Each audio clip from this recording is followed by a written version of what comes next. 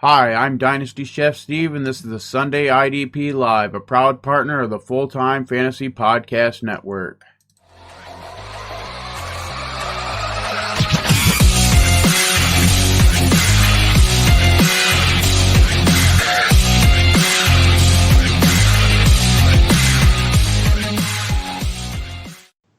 Hello, Fantasy Football IDP fans. My name is Gary, a.k.a. the IDP Tipster on Twitter.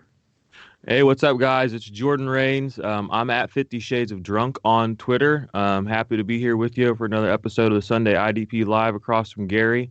Before we get started, I want to give a shout out to some site stuff that's going on. We actually just brought another a pod into the fold over on the site. Big Three IDP pod. These guys are, up and comers. They have some good content out. We've been listening to them for a little while. You guys should give them a follow too on Twitter if you're out there on Twitter. We got Josh Raymer at Josh Raymer. That's an easy one. At Adam IDP and at IDP Bob. So those three guys are putting out some good stuff. Give them a listen, after you listen to us, and hopefully we'll get them on soon for one of our lives coming up on a Sunday before the game. So, yeah. You guys will not be disappointed. These guys are, like Jordan mentioned, they're up and comers. They are new. We are simply just hosting their podcast because it is going to be relevant, people. So make sure you not only go follow them, go follow I believe it's at Big Three IDP, maybe. I'm terrible at this stuff. So, but we're excited to be hosting their podcast. So it's going to be some good shit. It's going to be very helpful. Yep. So we're going to do kind of what we've done the last couple of weeks. We're going to break down a little bit of news first, go through some relevant IDP stuff. And then we're going to talk about a couple of situations that Gary and I have kind of been monitoring this week since it seems to be kind of turbulent, but maybe we're getting a little bit of clarity. And then we're going to give you guys a couple of risers and fallers that we've kind of had our eye on through the preseason. So I guess the first big piece of news is if you were watching the preseason games last night, Jared Davis for the Lions went down with a lower body injury, some sort of leg injury or ankle injury. We don't know the extent of the injury, the official diagnosis of the injury, timetable for return of the injury, but we do know that he's injured and he was carted off the field. So that's not good. No, that just personally, when I look at their depth chart, I know they have this rookie they're using. They got Revis Maybean.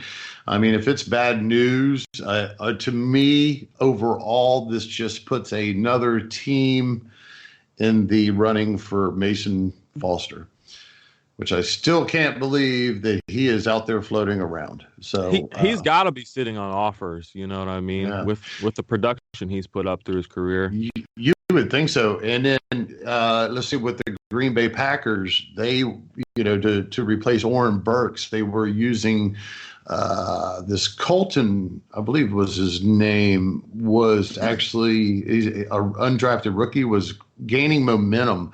It's hard to tell what kind of role this kid would have had.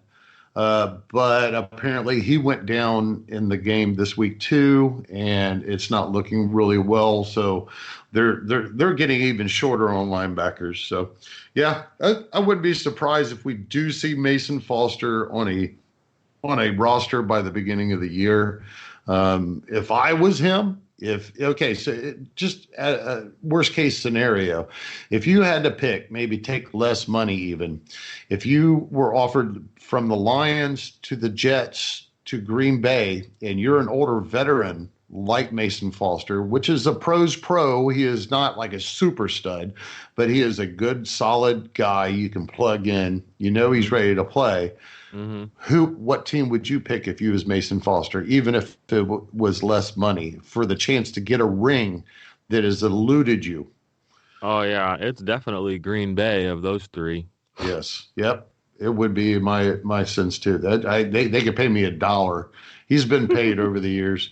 If I at his age, yeah, these veterans, they like to finish up the careers with some kind of possibility of having their name on some roster that went to the Super Bowl, at least win.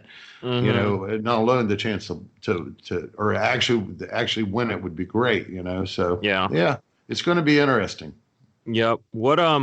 I guess to me, the guy that probably at this point gets the biggest bump, or the two guys that would get the biggest bump, are the rookie who's I think his name's Jalini Talani.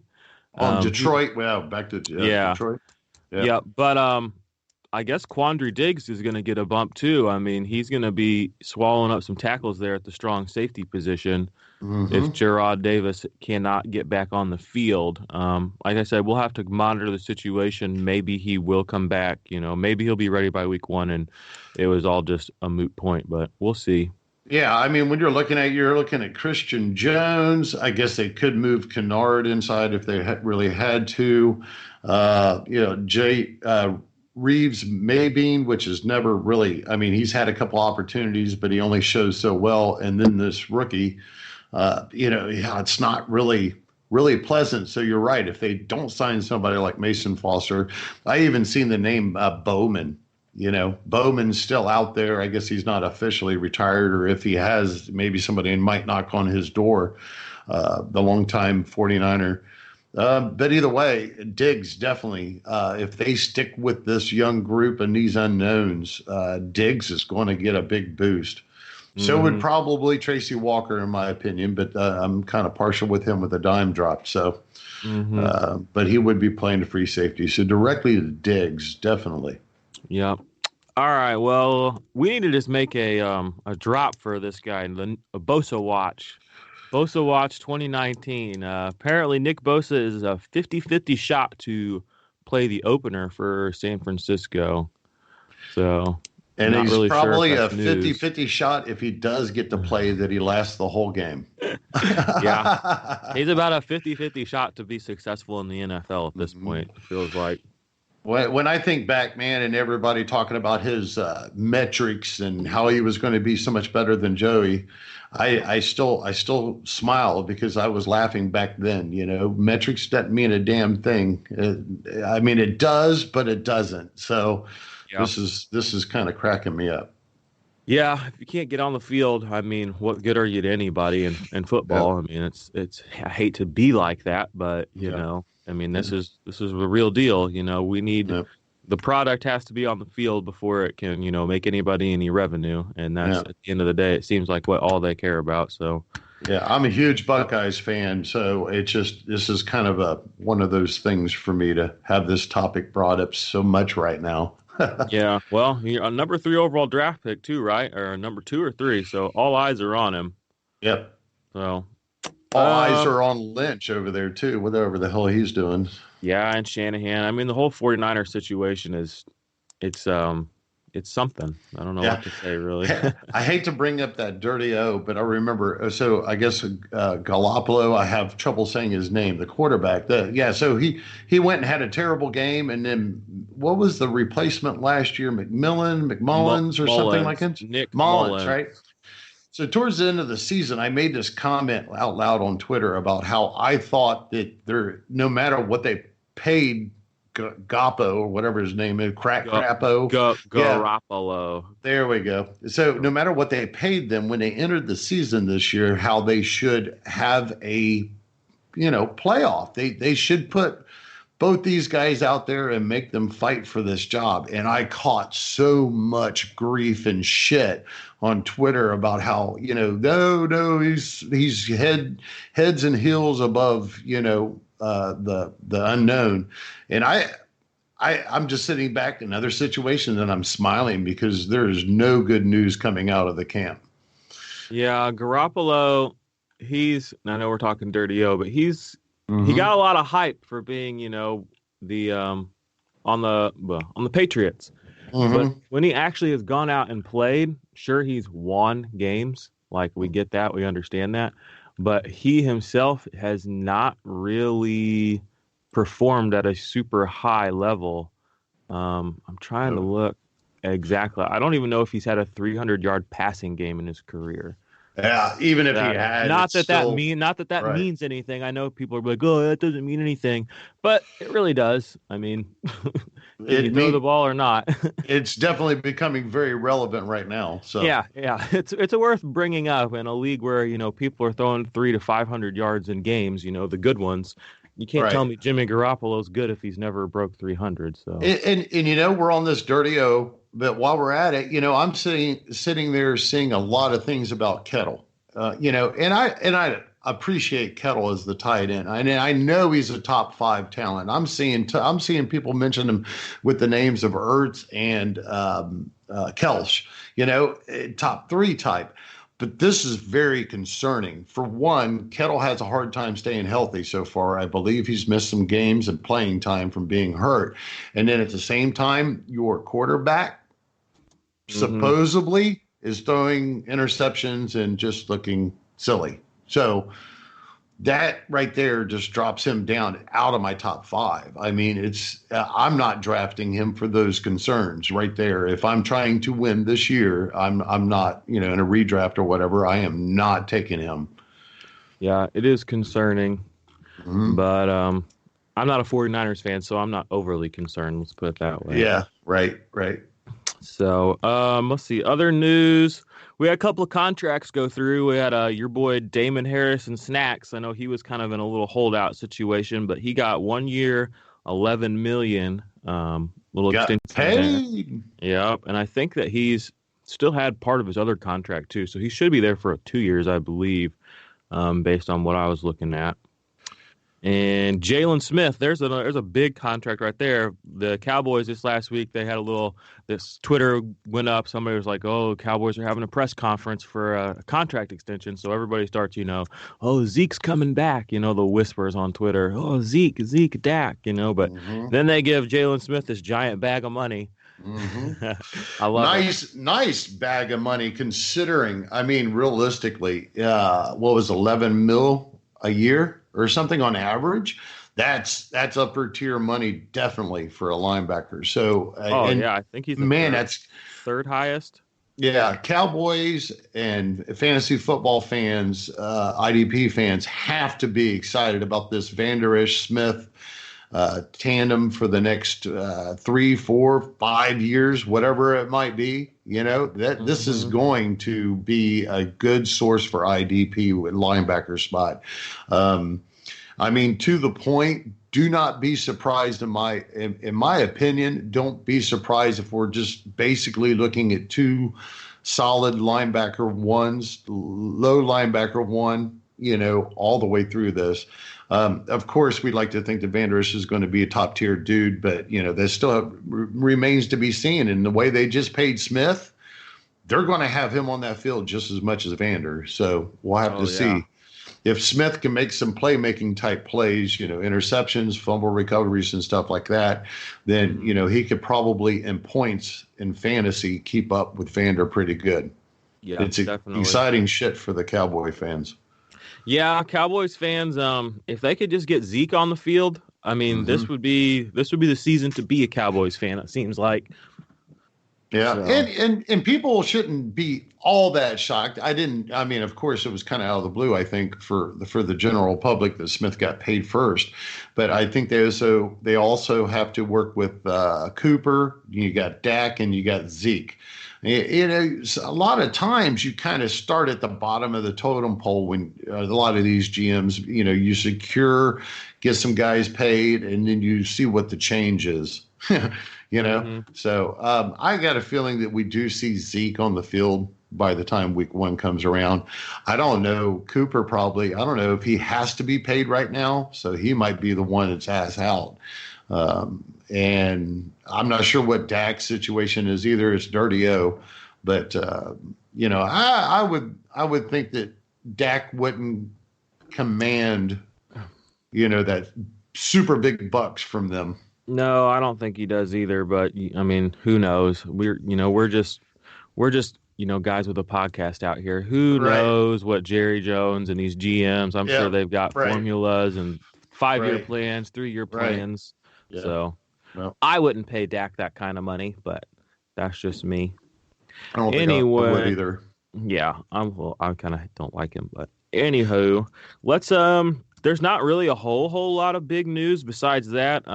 We're going to talk a little bit about some of the situations that have been developing. We talked a tiny bit last week. I think we touched on the Raiders, but Gary does have a couple of guys on the Raiders that we've been kind of watching their situation play out with their linebacker core and just how Gruden's planning on playing some of these guys. So we're gonna dive a little bit into the Raiders, and then after that we're gonna touch on Miami as well, because some of their guys are starting to kind of show up to where we think they're going to be for the season for IDP. So why don't you just go ahead and start us out with the Raiders, kind of give us your little primer there. Yeah, I guess we're going to call the rest of the way risers and fallers, or whatever. So, I've been toting Whitehead. I thought this whole time that we would probably see Whitehead being the middle linebacker, considering what he did last year and how much Gruden reportedly loved having this solid contributor, another pro's pro, even though he's not a top stud. And I figured Burfect would be the weak side inside linebacker. But apparently, and this is why it's preseason, and this is exactly why we wait for really plugging things hard and bringing subjects up, is we watch it play out.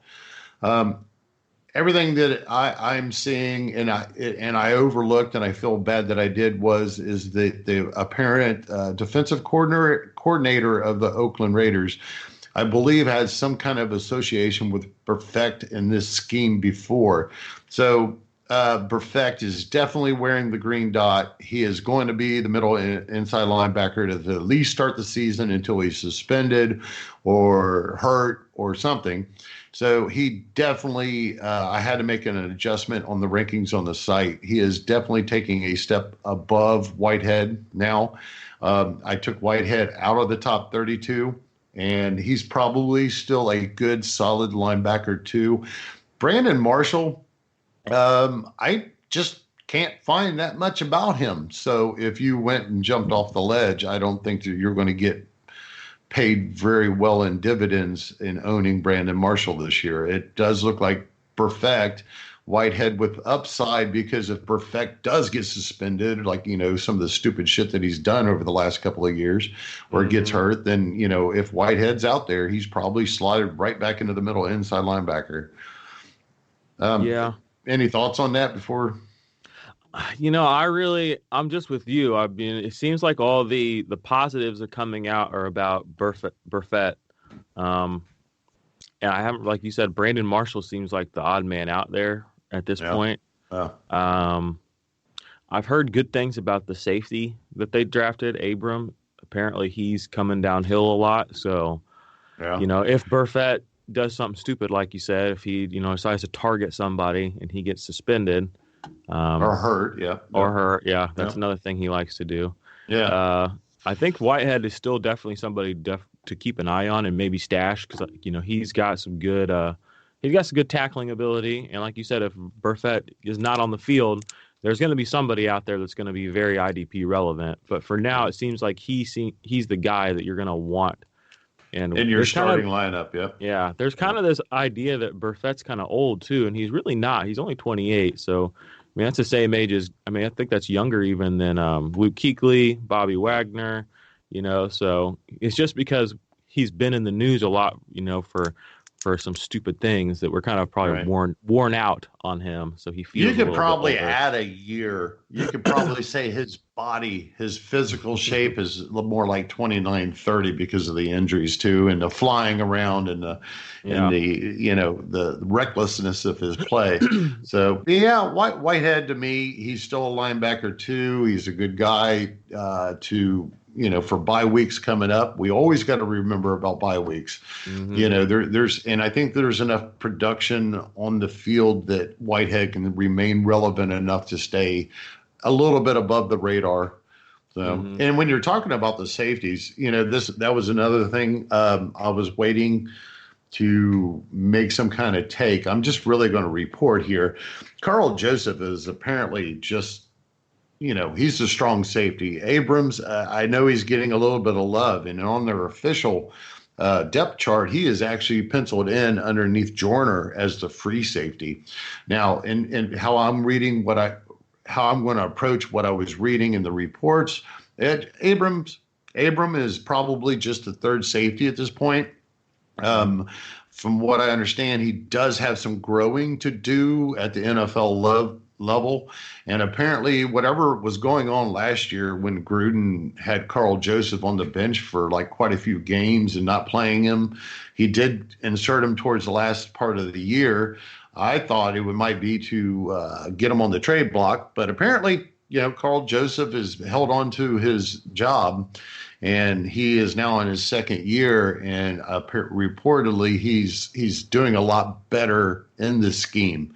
So Carl Joseph also broke into my updated just the other day, just broke into the updated rankings. Yeah.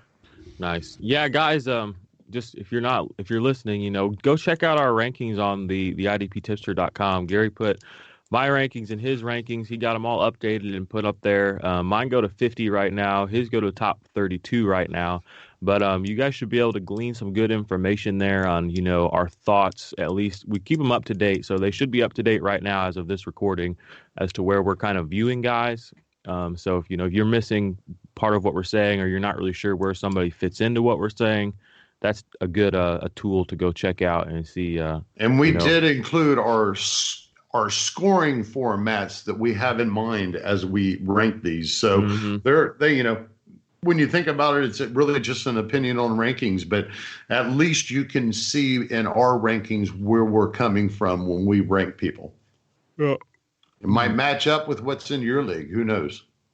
Yeah, I mean, if they match up exactly, that would be awesome. Then you can really, really dive into, what you think too, applying what we've got there. Yep. Anything else on the Raiders really worth touching on? I seen a little blurb. Maurice Hurst is apparently showing well. The Farrell, the rookie, I guess, has been playing outstanding. Then you have Jonathan Hankins down there. So, I mean, I'm still not throwing any of these guys into my top 32, but definitely looks like that maybe they're going to be a little bit more impressive than what I personally thought. Just some positives there. We really don't know until they get on the field and match up with some straight out starters against starters. Yeah, and the continuity of having the head coach there 2 years in a row, I think, like you said, I think that we're probably a little bit down on them just because of the past year, which, it takes time to implement your systems, especially if you're John Gruden. Apparently he's runs some complex stuff. So, and speaking of this it's been kind of a weird preseason. I think the NFL coaches are really changing how they play the guys, their starters in the preseason. I mean, it seems to be this year that less and less guys that are projected starters are getting any preseason player so far. The third preseason game was the game that everybody knew that was your primer for your starters, and then they turn around and had to make some cuts, and then the fourth preseason would come up and they play nobody but the backups or the guys that might not even make the roster. So it's kind of a weird year to try to make calls on all of this. We don't have the full complement that we have in years past, I don't think. Yeah, I agree. And I mean, that's just, it seems smart, I mean, there's the risk of hurting one of your guys that you're projecting to go out there. It's just, protecting your investment, kind of like we said last week with Bosa. It's like, just, he needs reps, but he also needs to play in games that matter, Right. So make sure he can get out there and do that. You know what the result of this is, kind of, in my mind, it kind of means if your guy is not playing or he's only playing a handful of snaps and that he's like a veteran, odds are he's going to be a starter. You can kind of secure yourself thinking this guy is going to be a starter. They're not going to play him. Now, here's the downfall. So when they actually do get in the rhythm the first week or two or three, you're going to have to pump the brakes on expectations of production because these guys might be in shape. They might be ready to be in game shape, but they're not 100% in game shape. So things are going to get a little sloppy. It takes everybody. It's just like anything. If you haven't done it for a little bit live, then it's going to take a little bit to get in there. So it's going to be an interesting, I think it might the preseason, how it's working out, I think Mike calls the first 2 or 3, maybe 3 or 4 weeks of the regular season to seem a little bit off as well. So it should be interesting. Yeah, slow starts are. I've suffered at the hand of slow starts in fantasy football many times. Yep. You draft a guy and he's going to be great. I mean, that's when people freak out too. Oh my God, he's not going to be any good. They dump somebody, or they seen somebody that benefited from the slow start, and all of a sudden they're getting tackles. So you go and you trade for him, and you pay big bucks, thinking, oh, he's going to be a stud. And then by week 4 or 5, everything starts leveling out, and everything goes the way that it should, and how people thought it was. That's, I'm going to plug the easy start sit charts. I do these 32 team charts that, I have done them for years now. And I always tell everybody, not only am I using a 5-step formula that uses some information from last year, which, you got to have something to start with. It really does not come into range of real, valuable, reliable, relevant information until about the 3rd or 4th week, which happens to be when the bye weeks start. And that is when they really start to show for bye week plays and, answer those in-depth, splitting the hair questions. Well, what do I do now that my guy's on a bye week? So you can't have expectations with those or with anybody out here that for sure what's going to happen those first 3 weeks of any given season. It's always been that way. The one thing that you can do to secure yourself is don't sit a stud.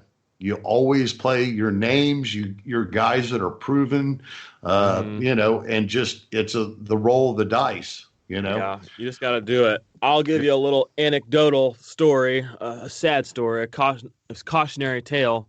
Was it 3 years ago? I think it was 2016. I think Cam Newton ended up being a top 3 quarterback, and I drafted him that year. And in the first 3 games, I believe he went out and put up 16 points, 12 points, and 8 points. And he absolutely wrecked my team. He got sacked straight to hell. He wasn't rushing. He was on the sidelines crying at certain points of that season. Oh, I think I remember that. Yeah. Yeah. Well, I ended up going 0-3. I dropped his ass. I was like, I can't do this. I don't care if Cam Newton's the greatest quarterback since sliced bread. I even drafted him a little bit high to get him and, talk about a slow start. And then he goes out and proceeds to be a top 3 quarterback the rest of the season. And it was hard. It was hard, tough pill to swallow, really, to see him out there starting that slow and being that bad, really, and crying on the sideline doesn't bring you any confidence. And I dropped him, like I said, and somebody else picked him up and reaped the benefits of his top 3 fantasy season. I kind of like what you said, I try to get guys on my team early that I know will produce early. And that's, usually is your vets. You would think a Cam would do that. But if you look back historically, there are certain guys that do kind of start slow-ish. He's one of them. Russell Wilson's another guy. He usually ends up as a top, quarterback, but he usually starts the season with some pretty low-end games. I'm not really sure about some IDP guys that do that, but I'm sure there are guys that do the same thing. In general, it happens, yes. Yeah, well, and you said it's because they haven't seen a lot of reps, and then all of a sudden they're out there in a live game playing 90% of snaps. They're like, oh, dang, like, okay, like, this is real. It might take them a week or 2 to really get their mojo back. So, like you said, it's the read and reaction. It's what they got to do. They got to read and react to what they see that offense is done. And it's just off by a split hair second, and it just, you got to just keep playing them. Like you said, if you got a stud, if he's not producing, keep playing him unless you can trade for a stud that will produce, if that's what you're going to do. But don't bench him. Don't get rid of him. You just have to, put him in your starting lineup, close your eyes, and, at 12:01, open your phone back up, and or be your computer. Cautious of all of a sudden in that first couple of weeks, you've got a guy just shining that shouldn't be. Be real cautious of that, So, don't go as out a matter there of fact, didn't you just do a draft yesterday, or you said you had a couple really important drafts? Why don't you lay down a couple of things for us, and how'd they go? I did one last night. It was this crazy. I just found it on Twitter. It was called IDP Mayhem, and it's absolutely insane. The roster's like super flex. You start like 11, 12, 13 IDP guys. There was 16 teams in it. So it was a wild draft. I ended up with Luke Kuechly, who I don't have any of in any of my other IDP leagues. So I'm kind of excited about that. I ended up with Tremaine Edmonds. But a cautionary tale for you guys. It was on the Yahoo app, which is really slow if you're trying to move around. And it was a 30-second timer. And I did not have anyone in my queue because I was an idiot. And I wanted to draft Roquan Smith. So again, the app for IDP for Yahoo is just the way they rank guys. You can't find anybody you want hardly unless you search in their name, and it's just hard to get to guys basically. Well, I didn't have Roquan Smith queued up, and I go to start typing his name. I type in Smith. Well, that's dumb because there's about a zillion Smiths in the NFL. So I'm trying to scroll down to find him. I'm realizing quickly I'm not going to get to his name. So I'm hitting cancel, hitting backspace, and my timer's running out. I've got like 10 seconds left. I'm like, okay, well, I'll just get the top IDP guy. And I click the cancel, and then Yahoo, again, I don't understand this app. They all of a sudden pop up. It just shows the top players that were projected. So all these guys that were taken are showing up. So I can't even see the next top guy to pick. So long story short, I ended up automatically drafting Robbie Anderson. Instead of Roquan Smith. The point differential between Robbie Anderson and Roquan Smith in that league, just about 150 points. So I was pissed. Yeah, but, it's unfortunate how some of these, most of them, the ADPs and all that and all the rankings and crap. It's hard, IDPs are off. You gotta be prepared, I kind of messed up there. Just giving people, get your queues set up, get your guys. The first thing you need to do in your draft is go in there and find guys that you like. And after that, I had 8, 9, 10 guys in my queue, so that never happened again in that draft. But it didn't go bad. I ended up for an IDP league. I was pretty happy with the guys I got. I got Luke Kuechly, I got Tremaine Edmonds, I got Jamal Adams, I got Jayon Brown, and Zach Cunningham. I liked that setup. I got Sean Williams as well as one of my flex. That's pretty dope. Oh wow, yeah, no shit. Yeah, I got Matt Milano and Jerome Baker sitting on my bench just because again, you can start up to 4 linebackers, and 7 or 8 of the top 20 players in this league last year were linebackers. They were outscoring quarterbacks, so I kind of went heavy in that department. Nice. That's the other thing too, Gary. If you read Gary's IDP Bible, one of the first things it says is go figure out, where, before you just go drafting anybody, figure out where these guys ended last year, or kind of what positions ended last year well. So I saw that linebackers ended last year really well, so I kind of went hard on linebackers. Yeah.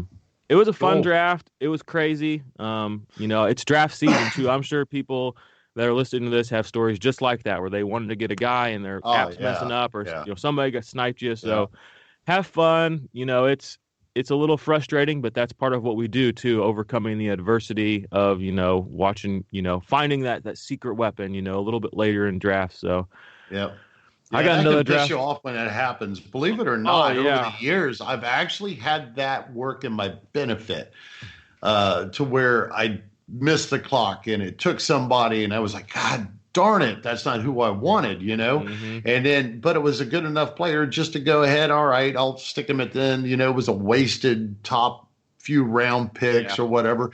And the next thing you know, that guy is like booming. And I'm like, oh yeah, I meant to do that. I'm a genius. Yeah. Telling everybody, did you see what I did? Yeah. That's hilarious, right? I had a buddy do that a couple of years ago. He accidentally drafted Will Fuller, and he was pretty bummed about it. And then all of a sudden, Will Fuller goes out and is like gasoline on fire. He's just every catch of a 40-yard touchdown. And he was like, this is what's up. But, then Will Fuller got hurt, which is another thing he's really good at. The fantasy football gods will reward you sometimes. Yeah, they really do. That was kind of my draft last night. I'll keep you guys up to date. If you follow us on Twitter, I'll probably be bitching about my leagues on there all season. So, all right. I guess let's go ahead and let's talk about the Miami situation that we alluded to earlier. So there was a report this week that came out. Obviously, it's just a beat writer, I'm pretty sure, but they said Kiko Alonso might not be a lock to make the Miami Dolphins roster. Now, I think that's a little bit hyperbolic given what he's done, and people just don't seem to like him. But they do seem to have capable guys there to fill in that spot if he doesn't. With Jerome Baker, kind of leading the pack. Raekwon McMillan, he's been a little up and down in the preseason as far as usage and production, but they've got this guy who played in the CFL, whose last name I'm going to butcher, but his name's Sam Eguavoen. Mm-hmm. Eguavoen. I don't know.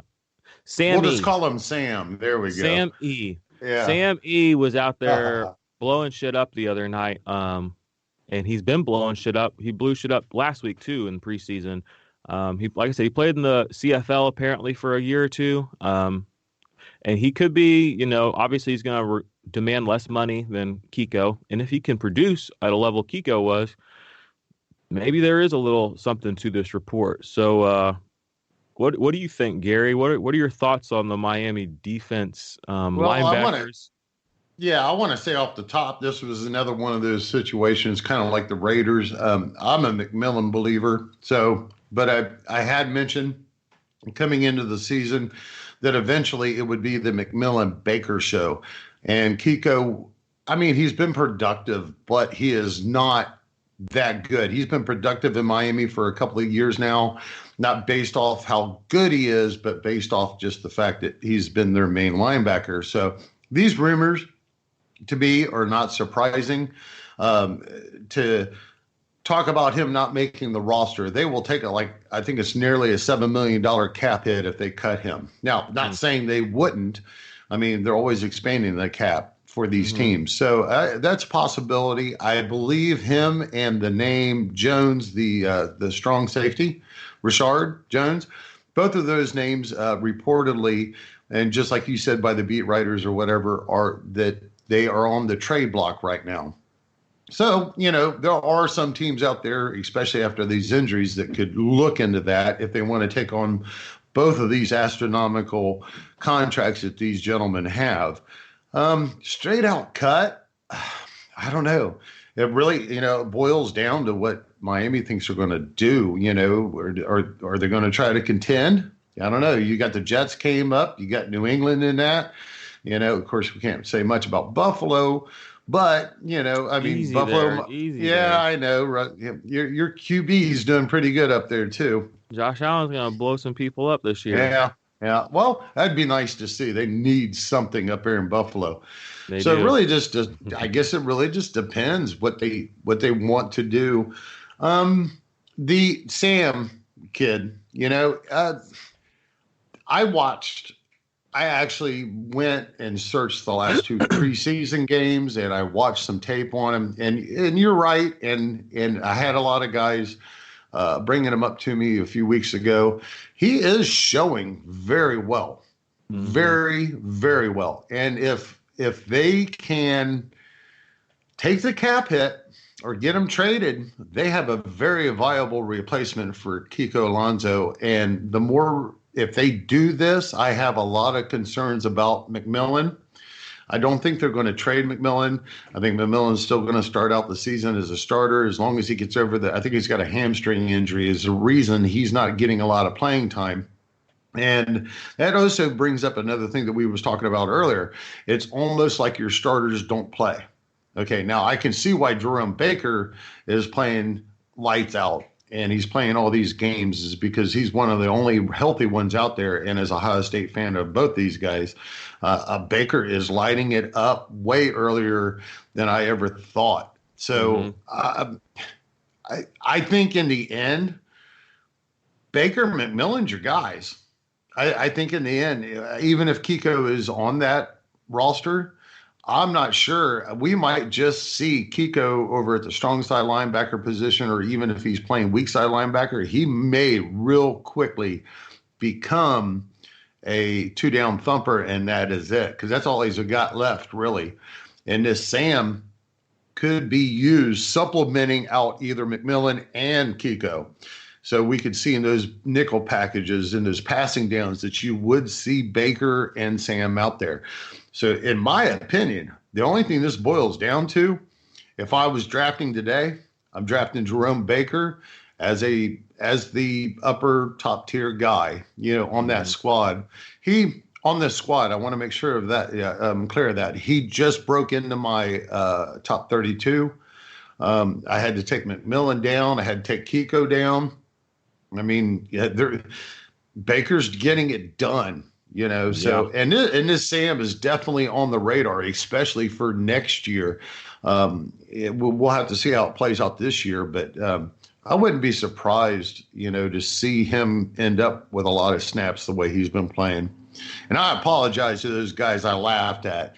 It was on Twitter. I felt bad. I'm like, well, can't hit them all. It's just impossible to do that. Yeah, they can't all be relevant, unfortunately. Yeah. Right. So I don't really have a take one way or the other with these guys still. Obviously conventional wisdom is Kiko's the guy, but it seems like that might not be the case. They have a new defensive coordinator. They have a new coach, new everything basically in Miami. So, that might be a theme. Like you said, Jerome Baker to me seems like the guy that you're going to want. He's the young dude that, he was drafted and probably at the end of the day, probably brought in to be Kiko's successor. Mm-hmm. And if he's already producing, there's no reason to keep him off the field. Like I said, I just drafted him last night in that 16-team league I was in. So he's the only exposure I have to him so far. So we'll see. Yep. And I know that we've talked about Minkah Fitzpatrick. It was good to see him out there. He got a pretty noteworthy tackle in the other night. He's laid some dude out. Yeah. He just nailed the shit out of it. He basically was shot out of a rocket from the sideline and just nailed this dude. So that was nice to see. Yeah, and that thing could have been just a split second earlier or a split second later. It could have been a penalty. But it was just a good, clean, hard football hit. Yeah. It was good to see that, Yeah. And in the end, even if they keep Jones, we talked about this a show or so ago, or a program ago. We were sitting there looking at this situation. He all of a sudden Fitzpatrick wasn't listed as a starter and all this, and there's no way they can't have that kid on the field one way or the other. Yeah, he's just too good. They're crazy if they don't, I don't know. So that's kind of everything for me for Miami. Like I said, it's still kind of nebulous, but things seem to be shaking out. Their defense should be on the field a lot, so you're going to want to get somebody from this defense on your team, I'm sure. Yeah. So. And I've been noticing Charles Harris, the second-year player, the defensive end, he's showing up pretty good this year. He might surprise a few people. Their line might. I was a God checks fan last year. He actually was consistent towards the last part of the year. But overall, it's kind of like the whole team is in question. It's just going to be rough. You're going to have to take your shot and see what pans out. Mm-hmm. I almost wouldn't have any of these guys in my week one lineup. Yeah, that would be scary stuff. Yeah. I mean, unless you really had to, I wouldn't have any of them in there until we see how it plays out. So yeah, look at the snap counts after week one, and hopefully be able to glean some useful information from that. Right. And speaking of snap counts, everybody. Yeah, speaking of snap counts, I think I mentioned this last week. We had plans to have some data on the site. Those plans fell through. So what I did was I turned that page into a resource page. I put on there multiple different links that you can go to that I've been using for years that offer this information for free, including snap counts. Just want to tell everybody, there's nothing better than free. So it might be a little bit more harder to navigate, but you can see this information, and that's funny because we do charge for our subscriptions, but that is for the tactical tools to help split the hairs in IDP. And that is using all that information. You can have all the information in the world. You can have points for, points against, the snap counts and everything. But if you don't read all of that as one group of the thing, like we do to make our tactical tools, it doesn't do you any good. Then you're just guessing. It's not much better than what you've been doing, probably. So I just wanted to mention that real quick before we move on. Yeah, definitely. Yeah, that page looks good. It's one of our better pages. We also have a Clipcast page that Gary just put up, which, if you don't have time to listen to our whole show, which, I understand that when you're taking in a lot of podcast content, it's hard to get everybody in. But we have a Clipcast page where, we've kind of hit the highlights, hit the stuff that we think was really, really good information, and we've cut it out for you and, dressed it up and put it in a place on the website where you can just go click it and kind of get the meat of the issue. So that's a good thing to find. The resource page is awesome. You're going to get base schemes. You're going to get, like you said, snap counts. You're going to get, some just some player stats. I took the time and put direct links. Click on those team names and the schemes, and they go directly to the best trusted depth charts, the NFL teams themselves. Yep. So like he said, it's free. If you don't want to get on Google and type in this over and over and over, just, hit that page and you should be able to kind of find your way, navigate your way to some good stuff from there. So definitely go check that out. What's our next topic here? I think on my end, I'm kind of out of stuff that I had written down that we were going to go over. I know you said a minute ago, though, you said you had a couple other things you wanted to talk about, or a couple other players you might want to hit on. Well, we're like this whole segment or this whole program was kind of risers and fallers, and it just happened to be that we had a lot to talk about with Oakland and Miami kind of as the main two. But I do want to mention a few other players I've done some research on, and being around this third season preseason game, just making sure that things are locks. And I just want to put some people either off or on the radar, mainly on the radars, or some situations that's played out. So I'll start off real quick. I think we mentioned him before. Rashad Evans is apparently, stock up. You got Woodyard that is probably stock down. It seems to be confirmed now, the way this is playing out, that that's going to be the situation. We don't know how much stock up or stock down, but it definitely does look like Evans is going to have the starting position next to Jaylen Brown. Whitehead, I mentioned he was down a little bit. Perfect was up. Baker is up. McMillan and Alonso is probably down. That Sam dude, which we mentioned, he's definitely, to me, he is still a really, really good flyer at this point until we see that depth chart for week one. One of the guys that I was plugging last year as a good in-season pickup was Jordan Whitehead. He was a rookie last year for the Buccaneers. He apparently, with Justin Evans being banged up, not playing, and their whole situation where their next best player is a rookie named Edwards, Jordan Whitehead's getting a lot of play and a lot of love out of the Buccaneers camp. I want to put him back on the radar. I have been noticing this for a couple of weeks, but he didn't quite peak at what I was predicting last year that he possibly could, and at the right position. We can't hit them all. If we could, I'd be in Vegas and not sitting here to having this great conversation with Jordan and Steve. And again, kudos, Steve's in the background here running the show for us. But either way, put Jordan Whitehead back on your radar a little bit. Traditionally, in the Bruce Arians type defenses, the free safety can be very productive. I can't go penciling in my top 32, but I think you could do worse if this is a guy that might be at the end of your bench type stash, or if you just are looking for a flyer. It's not bad at all. Another guy I'd like to mention is Anthony Harris, which is the now free safety for Minnesota. He isn't for anything, but after they got rid of, I believe it was Sandejo or whatever, I think signed with Philadelphia. He had been there for quite a few years.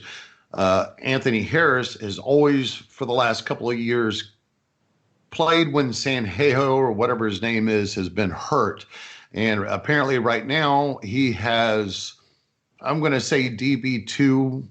I doubt very much upside on that defense, but he is definitely somebody that you could, use for bye weeks probably and end up with some decent production depending on the matchup. If they're going against somebody like Green Bay, that's a lot of passing. That's a lot of stuff for the free safety to clean up on. So we'll just see how that falls through the year. And then the last one that I have is the fact that when the Giants made that trade that landed them Jabril Peppers, it was assumed that he would probably be playing free safety with a lot of the people in the fantasy community. And that when they signed Bethia and his age and what he could do, he would be penciled in as the strong safety. That is not how this is planned out. So I had to make some actual adjustments on my rankings this past week. Peppers is playing the strong safety. This guy is going to have all kinds of upside. He's got an aging Ogletree. He's got a second-year player, Ty Davis, that I've mentioned is a good dime drop.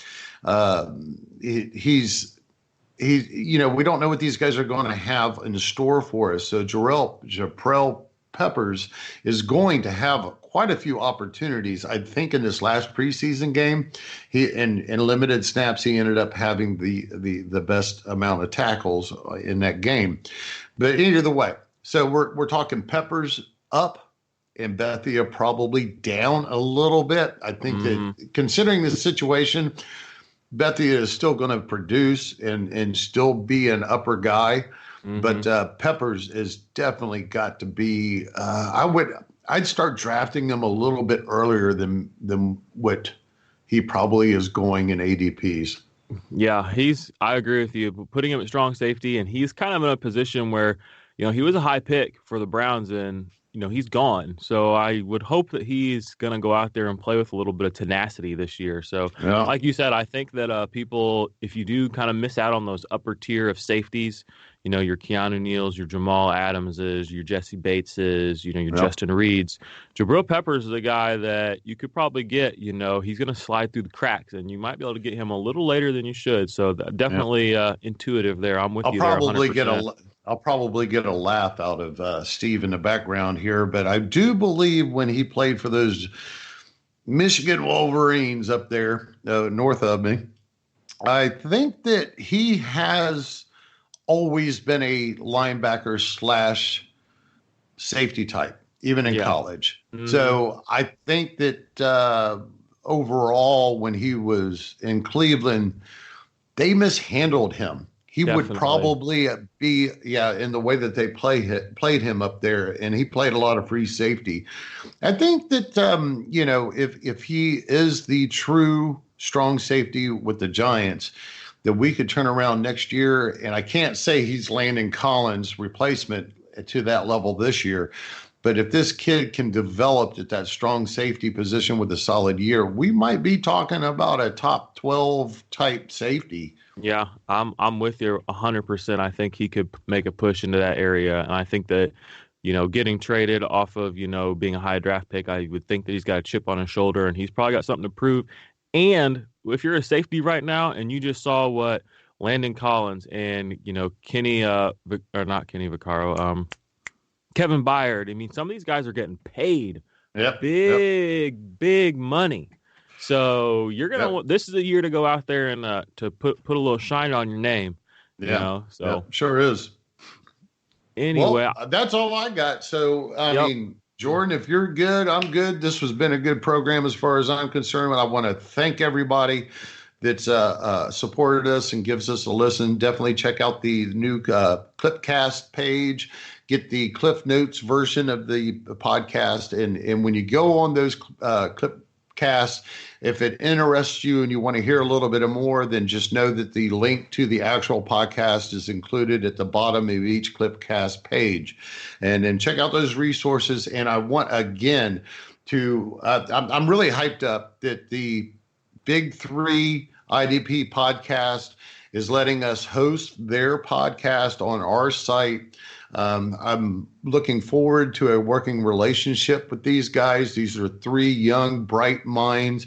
They have a great sounding and knowledgeable podcast with Josh, Adam, and Bob. And I'm going to encourage you guys to go follow them on Twitter And if you would just check out they got a podcast right now that we just released last night on site.